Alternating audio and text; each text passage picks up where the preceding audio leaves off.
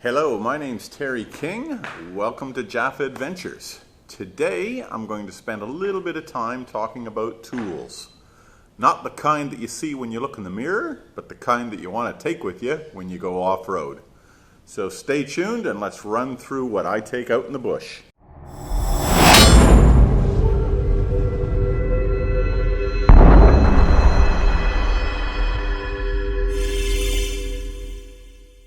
So what I'll run through today briefly, and this is not going to be a long video by any stretch of the imagination, is what I take in my toolkit when I go off-road remote. There's going to be the typical tools that you see in pretty much everybody's toolbox, sort of the old school tools, I guess you'd call them. And you're going to have a look at some of the newer technology or the newer tools that I take. So I'll empty out the toolkit now and we'll just run through that very quickly.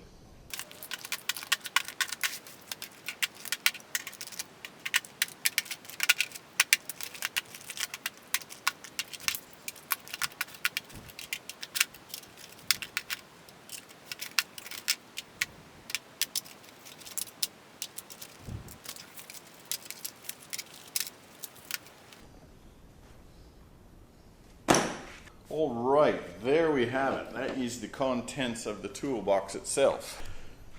So if we just go through a real quick rundown of what we've got here. Got a set of files. That tool there is used for the BP51s if I want to change the rebound and compression of the shockeys. That kit there is a gas soldering iron.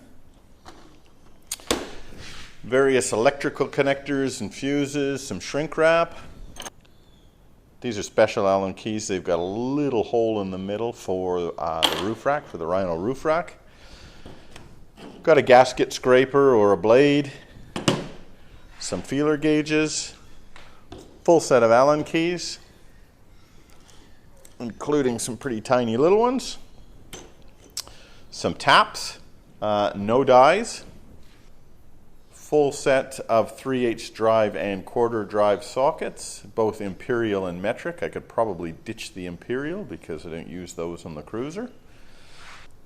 Full set of vice grips and various pliers, a shifter, got a hacksaw blade, a wire brush, full set of screwdrivers and a full set of picks. The screwdrivers include two stubbies, which are bloody brilliant, and I use those all the time.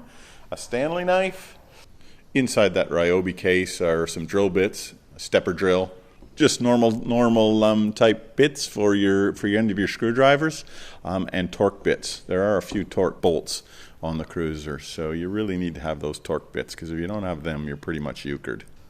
Full set of spanners, pry bars, a little jimmy bar, coal chisel, small ball peen hammer, small jeweler's screwdrivers, a cordless drill, and a cordless grinder, both using the same battery. And last but not least, in this toolkit spread, laptop and a cable that goes to the OBD port. So I've got Toyota TechStream loaded on this computer, and that allows me to connect up to the car and read the codes and do a little bit more in-depth diagnostic. As you can see, I do have a scan gauge on the car, so that'll read codes, but that's all it'll do. It'll just tell you what the actual code is that's been thrown. The TechStream will actually allow you to dig in a little bit deeper and do a little bit deeper diagnostics. Now, just on the subject of codes, be sure that you've got a list of all the codes and actually what they mean, because it's one thing knowing what code is thrown, it's a second thing knowing where you actually have to look to fix the issue. In my case, I keep the codes on a laminated piece of paper, and I also have electronic files, so JPEGs of the codes loaded up on my laptop. Now in the car itself, underneath this false floor, I've got a half-inch drive socket set, full half-inch drive set. There you can see it there. There's a 4-ton bottle jack, hydraulic bottle jack, as well as the Toyota bottle jack, which is located in the panel in the back of the car. A charging unit, which is hardwired into the car. That's for the Ryobi 18-volt batteries. There's an 18-volt chainsaw here as well. Again, another Ryobi unit. Inside this blue bag here is the in-deflate system, which I use to drop the tires. Also in there is anything associated with the air compressor, the lines of the gauges, etc. And in the back of the car, I guess the last of the what I'd consider tools is tire repair kit. And that's just your typical tire repair kit with all the bits and pieces you could want, plugs, the tools, some cement, some pliers, etc. And a couple of random tools in this drawer. That's a nozzle for the butane cylinders. I typically use that for these types of butane cylinders. Use that to light fires. That's a little key. Oftentimes when you go into small towns, sometimes the water's a little bit difficult to get to, and these little keys will allow you to do that. And a torch.